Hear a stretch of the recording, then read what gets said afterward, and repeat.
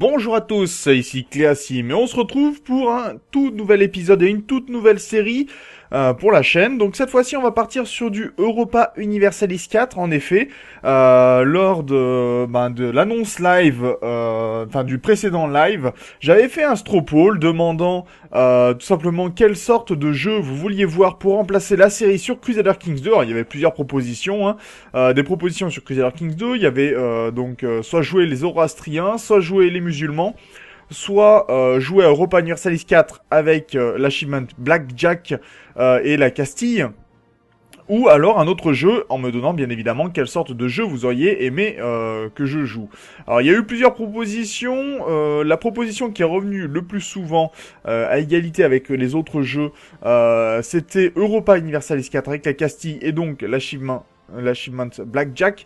Donc on va partir sur celui-là parce que les autres jeux étaient plutôt disparates. Il n'y avait pas vraiment de propositions unanimes au sujet de l'autre jeu. Et c'est vrai que c'était un peu plus compliqué. Il n'y a pas eu énormément de votants, peut-être parce que pas beaucoup d'entre vous ont vu le straw poll. Je l'ai présenté aussi sur Twitter, je l'ai présenté aussi en live également.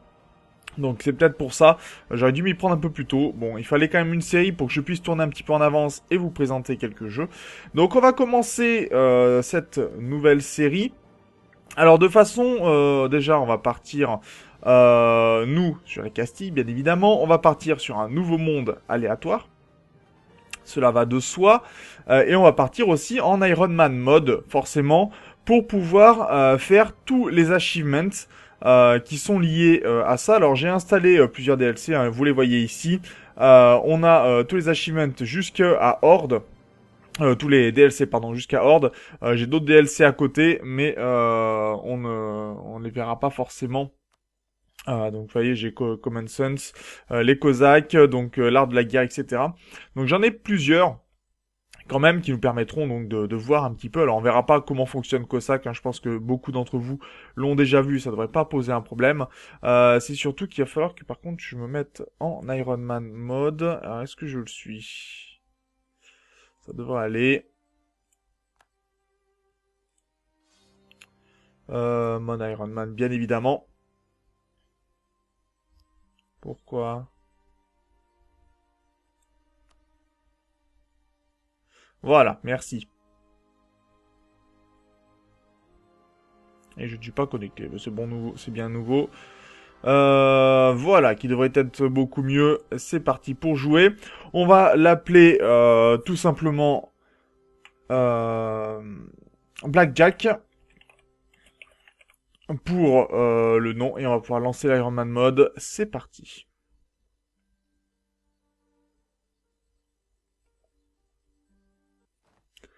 Alors, bien évidemment, qu'est-ce que l'achievement Blackjack? Alors, si on regarde ici au niveau des succès, il s'agit de celui-ci qui demande tout simplement d'avoir 21 sujets sous ses ordres avec au moins 5 cités chacune, donc 5 territoires chacun. Et il faut qu'il n'y en ait aucun qui ait plus de 50% de désir de liberté. Donc les compagnies, pardon, les compagnies commerciales ne compteront pas. Donc ça veut dire qu'il va nous falloir avoir des colonies, pourquoi pas, des vassaux, des unions personnelles et également, pourquoi pas, attendez que je retrouve le terme. L'autre, c'est des protectorats. Donc voilà, on a plusieurs possibilités pour avoir ces 21 sujets sous nos ordres, et ça va bien sûr être compliqué, mais ça fait partie du jeu. Donc on va commencer. Alors ça fait un petit moment que je n'ai pas joué à Europa Universalis 4, mais on va se mettre bien sûr de côté où on peut en tout cas. Donc on va prendre la Bourgogne, on va prendre la France et on va prendre l'Angleterre comme rivaux. Tout simplement pour nous permettre d'entrer en union personnelle, si possible, avec l'Aragon, et pourquoi pas également avec le Portugal.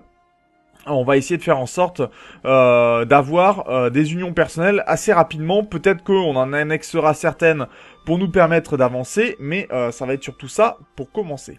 Donc, Bien évidemment, il va nous falloir choisir une mission, donc pourquoi pas terminer la Reconquista. Pas encore, puisqu'on est en paix avec Grenade jusqu'en 448, donc 4 ans.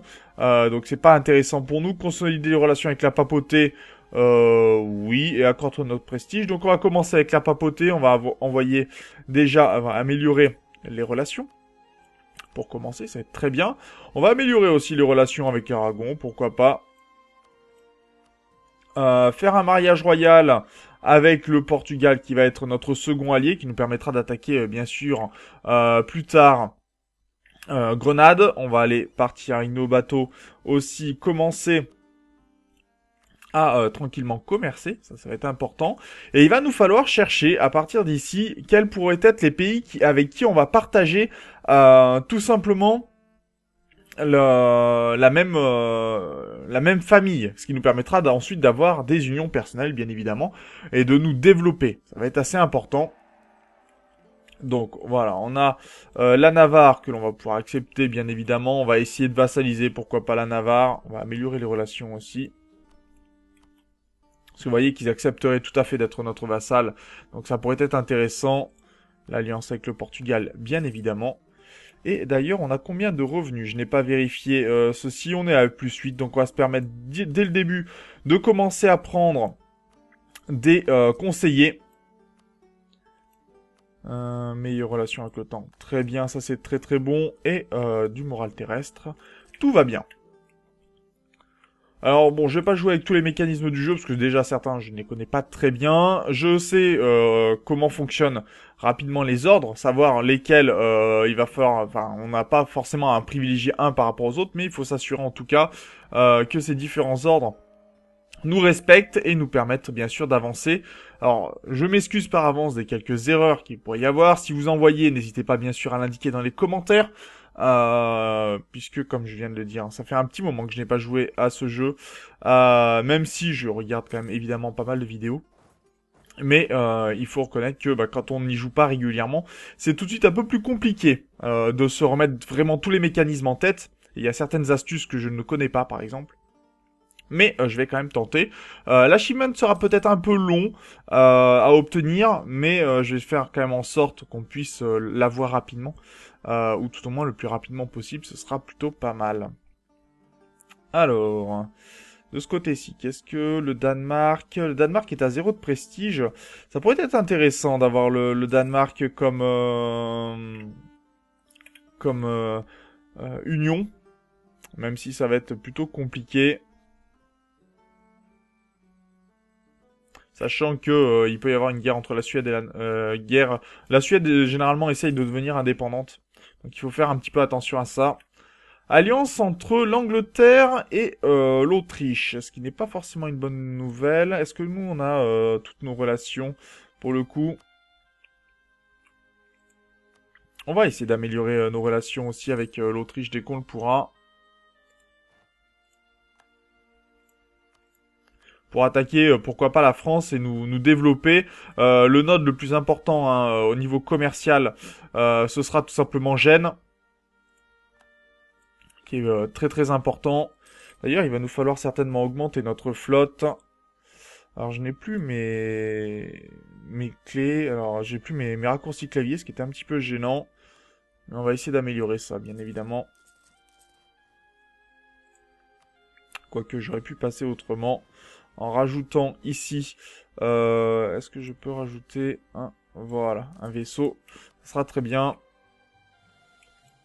Donc on va même peut-être le passer comme ça, ce sera peut-être plus simple. Ici. Alors, on va rajouter ce qu'il nous faut. Et normalement, on devrait avoir suffisamment de vaisseaux. Voilà, ça sera très bien. On va essayer de fabriquer tout ça. Par contre, je vais enlever les joueurs. Je sais que je suis dans ma partie, merci. Alors, la Castille. Comment on va pouvoir améliorer ça? Il va falloir faire attention à la Navarre, qu'elle ne passe pas vassale de Aragon. Alors, il y aura peut-être d'autres achievements hein, qui vont se faire au milieu aussi. Pas très grave. Nous, le but, c'est de progresser assez rapidement Pourquoi pas commencer d'abord dans un milieu plutôt militaire pour commencer, hein, avoir très rapidement de quoi faire la guerre et de pouvoir progresser. Ensuite, quand on aura nos vassaux, ça sera peut-être un peu moins notre priorité, mais il va falloir sacrément progresser, ça c'est certain.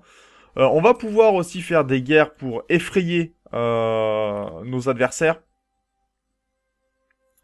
Menaces de guerre par exemple, et qui nous donnent des territoires, ça on pourra certainement le faire, mais un peu plus tard. Pour le moment, on va déjà commencer par améliorer un peu nos armées. Les successions contestées, on a l'Angleterre, oui, Ryazan, Danemark, toujours. Ce n'est plus le cas de l'Autriche, mais l'Autriche, ça va être surtout pour être peut-être un allié, notamment contre la France. Quoi qu'on va peut-être pas trop se porter du côté de l'Europe. On va surtout essayer d'avoir voilà, la Pologne. La Pologne, ça pourrait être intéressant, mais le problème de la Pologne, c'est que c'est surtout une monarchie élective. Donc c'était un petit peu gênant. On va essayer avec le Danemark.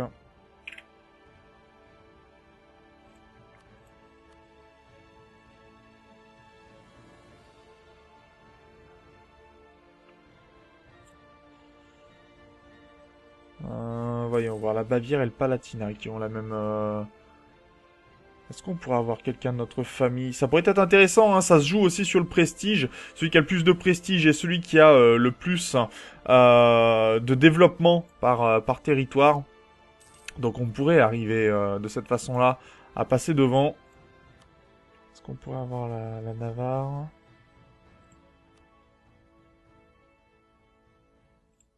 Le tout, ça serait d'éviter vraiment la guerre avec l'Aragon, hein. Ça serait très important.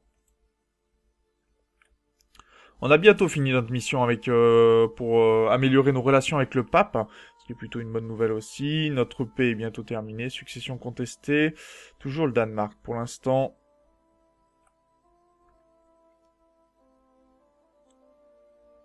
Alors...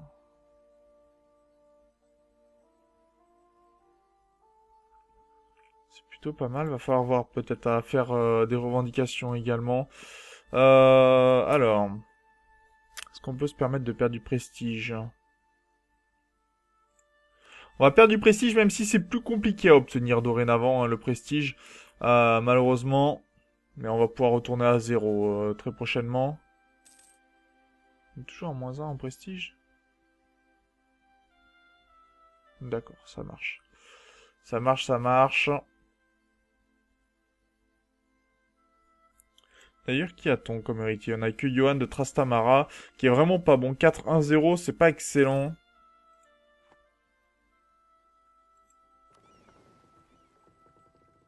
Ok. Donc nos flottes vont commencer à se rapprocher les unes des autres, tout va bien.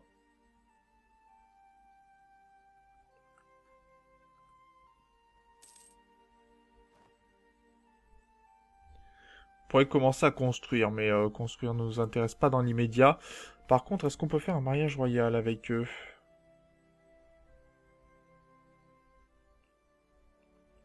Trop de relations diplomatiques pour le Danemark. D'accord, ce qui nous intéresse pas des masses dans ces cas-là. On va commencer à fabriquer des revendications sur Tanger, sur Melilla, etc. Donc il faut faire hein, des revendications. D'ailleurs, il y a des rebelles ici, apparemment. La noblesse déjà aragonaise qui fait un peu des siennes. Et on va bientôt pouvoir attaquer de nouveau Grenade.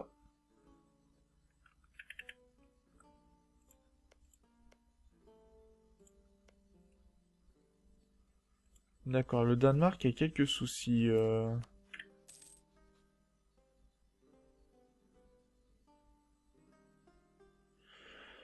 Réputation diplomatique, on est plutôt bas. Distance des frontières, attitude neutre. Ouais, c'est pas top de ce côté-ci. Ryazan, Danemark. Danemark, ça serait vraiment intéressant. On a le Milanais aussi qui pourrait nous permettre de... ok, d'accord, ça marche. Terminer la Reconquista. Non, pas encore. Accroître notre prestige, ça serait intéressant. La Provence, pourquoi pas. On va arrêter avec... on va essayer plutôt le Milanais. Ça pourrait être intéressant, ça nous donnerait le nord de l'Italie. Ce qui pourrait être tout à fait intéressant pour régner sur Gênes. On va essayer comme ça. On va arrêter un petit peu avec le pape et on va partir avec l'amélioration des relations avec la Provence.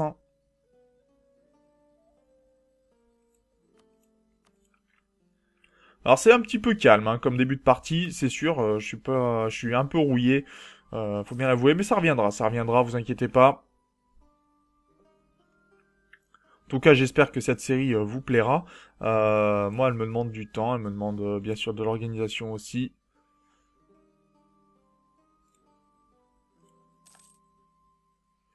Est-ce que je peux faire un mariage royal avec eux?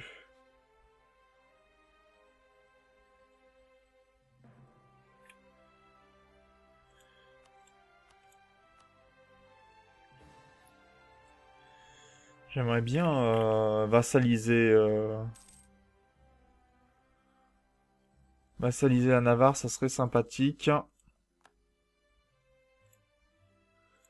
J'aimerais quand même améliorer les relations avec le Milanais, ça pourrait être vraiment intéressant, je pense. Améliorer les relations. Voilà, parce que si on peut l'avoir, on pourrait attaquer Venise en fait, et puisque Brescia fait partie des corps du Milanais, et on pourrait essayer d'obtenir d'autres territoires tout autour, même si pour l'instant ça fait partie du Saint-Empire romain germanique. Il faut savoir qu'avec le temps, généralement le nord de l'Italie a tendance à s'affranchir de l'autorité de l'Autriche, et donc ça devient indépendant, et là on aurait l'occasion de faire plusieurs guerres et de récupérer des territoires, ce qui pourrait être vraiment bien.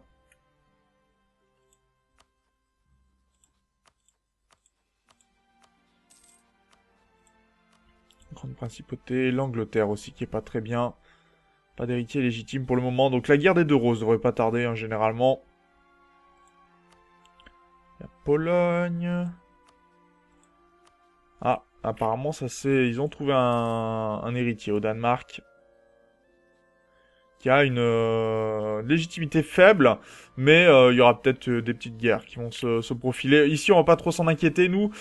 Surtout, ce qui serait intéressant, c'est de pouvoir partir en exploration, pouvoir tout simplement commencer à découvrir. J'ai mis un nouveau monde aléatoire, on sait pas comment ça se passe de ce côté-ci. Il faudra aller, bien sûr, coloniser dès qu'on le pourra.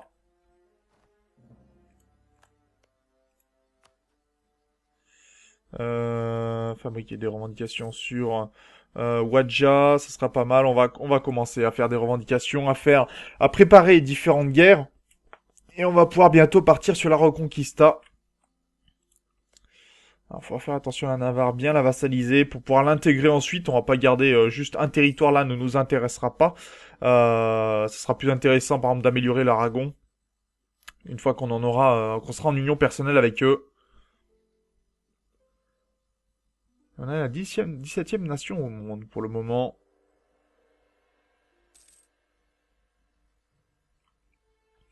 Et on a pas mal d'argent. Est-ce qu'on pourrait utiliser cet argent pour quelques constructions? Ouais, on n'a rien du tout, hein. Des forts, ça m'intéresse pas spécialement.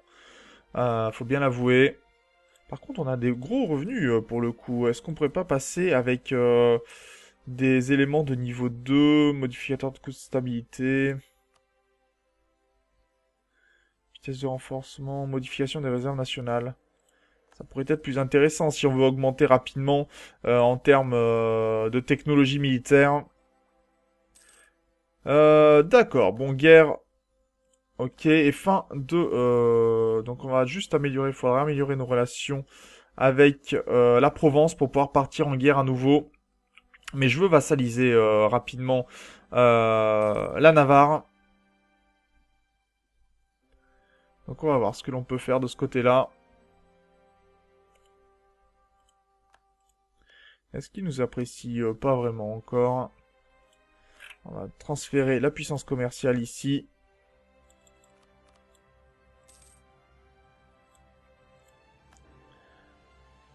Ok, 190 et on va pouvoir donc les vassaliser. Très bien.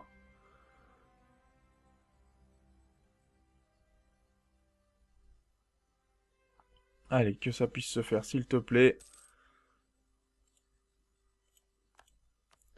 On va améliorer les relations ici. On va vassaliser La Castille, très bien. Enfin, la Navarre, pardon. Rue d'épreuve pour la maison Trastamara. Il semble y avoir un malentendu sur les origines de l'arrière-grand-mère de Juan II. Elle aurait été la fille d'un humble fermier des environs de Toledo. On perd en légitimité, on perd en prestige. On va perdre en légitimité, c'est pas le plus grave. On peut le gérer, ça. Et par contre, il va falloir améliorer nos relations avec la Provence. Est-ce que la Provence, d'ailleurs, c'est en conseil de régence et c'est un Valois. Cardinal corrompu. Bon, d'accord, on n'a pas vraiment le choix. Actuellement, on va repartir sur l'amélioration des relations avec le Milanais. Parce qu'il a 55 ans et donc ça pourrait être intéressant pour nous d'avoir nos pions sur cet échiquier-là.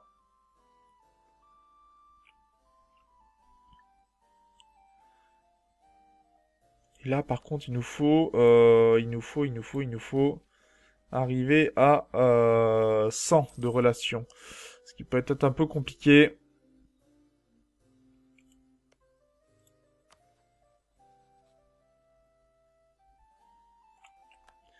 Est-ce qu'on a nos conseillers? Non, ça c'est bon. Ça marche.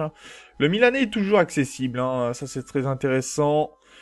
L'Angleterre aussi. Ça pourrait être intéressant hein, d'avoir l'Angleterre en union personnelle puisque c'est une nation colonisatrice. Donc on pourrait comme ça aussi récupérer pas mal de possibilités. On va offrir une alliance aux Milanais peut-être. Décès d'un conseiller. Ok. Ça marche. On va proposer une alliance ici et pour avoir un mariage royal derrière. Voilà.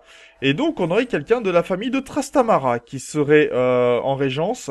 Il faut savoir qu'il y a aussi la possibilité, pourquoi pas, des fois, d'obtenir directement l'union personnelle hein, de cette façon-là. Ce qui pourrait être intéressant. On va améliorer les relations. Non, pas du tout. On va fabriquer des revendications, pardon. Sur Melilla, notamment.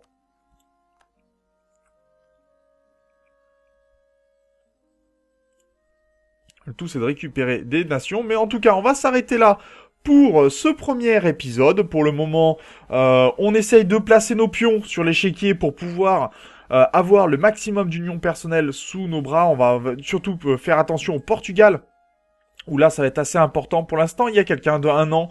Pas eu de chance, hein, c'est pas un Trastamara qui est rentré au titre de ce côté-ci, mais il y aura peut-être possibilité plus tard d'avoir une union personnelle. On va essayer d'avoir le Milanais pour pouvoir se dégager ce territoire-là et avoir une position forte au sein du Saint-Empire romain germanique. Pourquoi pas ensuite attaquer la France. Ça pourrait être intéressant. Donc sur ce, j'espère que cet épisode vous a plu, que cette série vous plaira.